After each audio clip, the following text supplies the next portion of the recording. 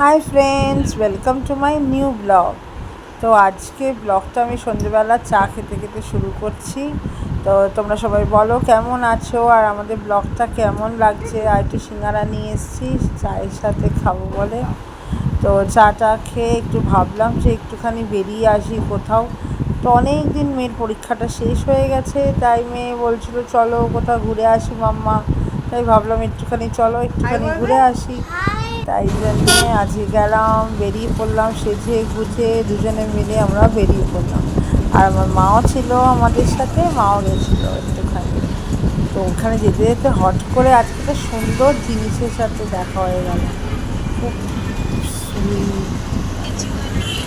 আমি তো খুব খুশি বেরিয়ে। তো তোমাদের দেখাই আজকে কার সাথে আমরা দেখা হলো। দেখো ডগগুলোকে কি কিউট। আমি আর নিজেকে ধরে রাখতে পারলাম না, আমি গিয়ে তাড়াতাড়ি গিয়ে একটু আদর করতে শুরু করে দিলাম। দেখো ভিডিওটা হয়তো খুব একটা ভালো করে আসেনি, কারণ তখন আমি ওকে আদর করছিলাম।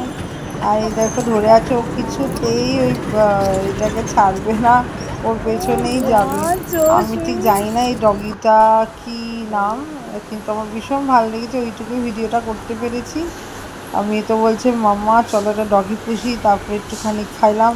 জানো বেরোলেই তো আমাদের খেতে তো হবেই, বিকজ খাওয়া দাওয়া ইজ মাস্ট। চিজ মোমোটা ইজ ভেরি ফেভারেট।